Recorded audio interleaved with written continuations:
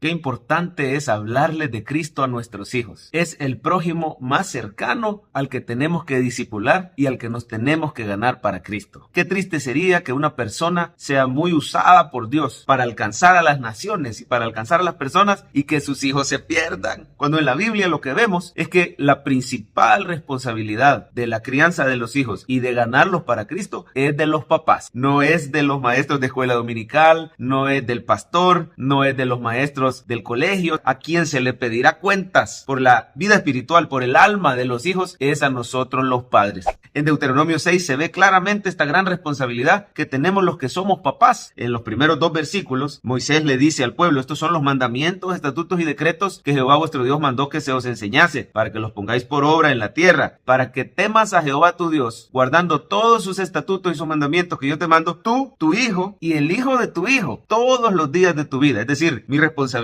no solo es leer la palabra, meditarla, aplicarla a mi vida, esforzarme cada día en el poder del Espíritu Santo por ser obediente a la palabra. Mi responsabilidad es también asegurarme que mi hijo o que mis hijos también conozcan la palabra, también la puedan obedecer. Es decir, para que eso ocurra, tienen que nacer de nuevo. Es un error cuando asumimos que nuestros hijos son cristianos porque han nacido en un hogar cristiano. Necesitamos más bien asumir que no son cristianos, que vienen con el pecado original, que han nacido separados de Cristo, que van a tener quizá el buen ejemplo hasta cierto punto porque somos imperfectos los papás, van a tener el ejemplo, digamos, del evangelio en esa casa, van a estar expuestos a la palabra, pero tenemos que asumir que no son cristianos y debemos orar por su conversión y hacer todo lo necesario por ganarlos para Cristo. No solo tenemos que evangelizarlos a ellos, sino poner en el corazón esa misma carga para que cuando ellos sean papás, ellos se ganen a sus hijos. Dice, tú, tu hijo y el hijo de tu hijo, nuestros nietos, es nuestra responsabilidad y la responsabilidad de nuestros hijos creyentes, ganarse para Cristo a la siguiente generación. En el mismo Deuteronomio 6 se vuelve a tocar el tema de los hijos. Dice en el versículo 6, estas palabras que yo te mando hoy estarán sobre tu corazón y las repetirás a tus hijos.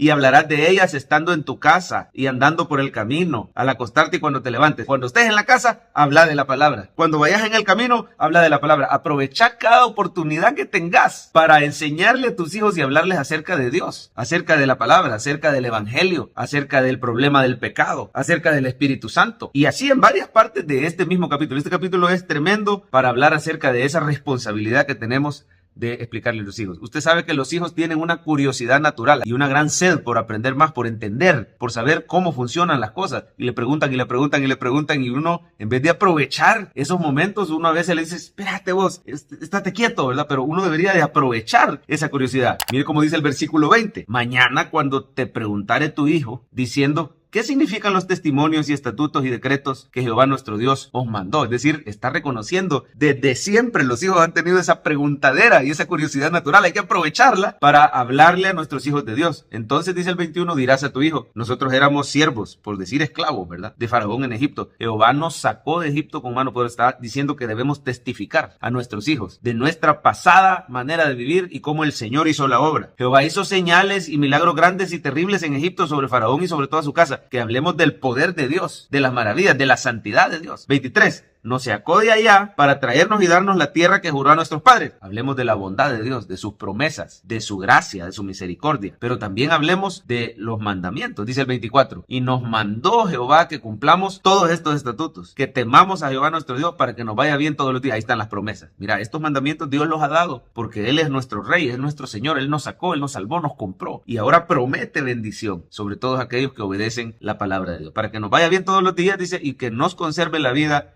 como hasta hoy. Tendremos justicia cuando cuidemos de poner por obra todos estos mandamientos. Todo esto es un diálogo que tiene el papá con su hijo ante la pregunta. Es decir, una gran parte de Deuteronomio 6 es una conversación con los hijos, hablándoles la palabra de Dios. El otro día me agarra mal parado uno de mis hijos. Mire, tenemos que estar bien preparados porque estas nuevas generaciones salen con unas preguntas que si usted no está listo me lo agarran en curva. ¿Cómo? Me dice uno de mis hijos. Mira, papá, ¿cómo un Dios bueno vas a mandar al infierno a las personas que no creen en Él? Si Él es bueno, entonces debería tener misericordia, ¿no? Porque está bueno que los castigue, pero un castigo eterno, me dijo, donde los manda al fuego y ahí están por los siglos de los siglos de los siglos quemándose y todo. Pero si Él es bueno, es misericordioso, ¿cómo va a hacer eso?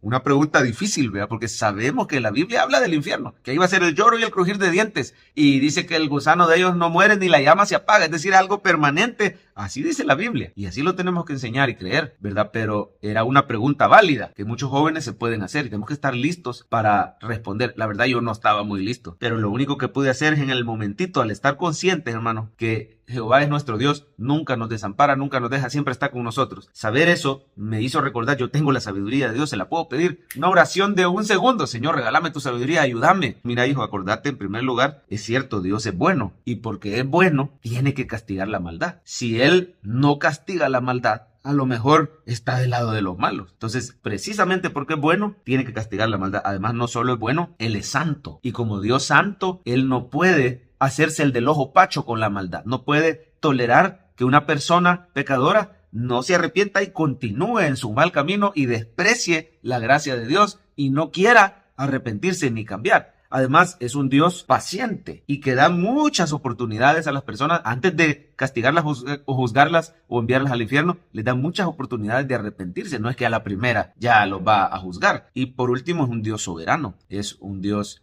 que tiene derecho de juzgar porque Él es el rey, Él es el dueño, Él es el creador. Entonces Él tiene derecho a juzgar su creación. Y por último, es un Dios misericordioso que ha enviado a su Hijo y todo el que crea se salva. Los hipotes son tan inteligentes. Usted lo ve agarrando videojuegos o manejando la computadora, las redes sociales, un teléfono, smartphone, ¿verdad? Son más inteligentes que nosotros. Entonces, no menospreciemos a los hipotes pensando no van a entender. No, hombre, si desde su corta edad, 7, 8 años, captan perfectamente lo que usted les explique. Y desde entonces hemos podido llevar varias conversaciones con mis hijos acerca de eso. Me han preguntado de la ideología de género, de lo del aborto, de lo del matrimonio gay, o los que se quieren cambiar de sexo porque dicen que él es hombre pero se identifica como que fuera mujer o cosas así. Son temas de actualidad que los hipotes le preguntan a uno y uno, en vez de enojarse o de evadir esos temas, debe aprovechar para poderles hablar de Cristo a los muchachos. ¿Cuáles son 3 formas prácticas de ganarnos para Cristo a nuestros hijos? Número 1, con el ejemplo.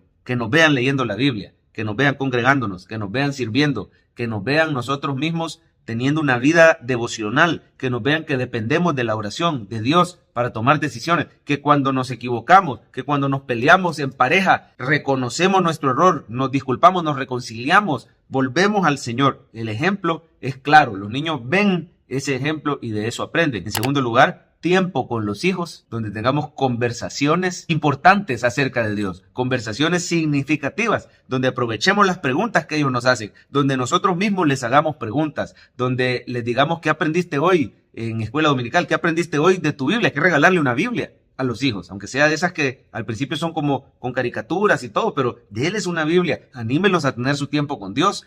Y ahí usted puede tener ese tiempo de conversación. Cuando van de paseo, van a ser momentos espontáneos. Cuando están en la casa, cuando ven alguna noticia, aproveche ese tiempo de calidad para hablarles de Dios a sus hijos. Y por último, llévenlos a que se congreguen. De preferencia que estudien en una escuela cristiana y que vayan a la iglesia el día domingo. Si es posible, involúcrelos en el culto de jóvenes. Póngalos a servir también, que vengan el domingo y que se involucren en el servicio de Dios y oigan la prédica si los hipotes ya tienen edad para entender la palabra de Dios. Así que esas son 3 maneras prácticas. No dejemos de lado a nuestros hijos.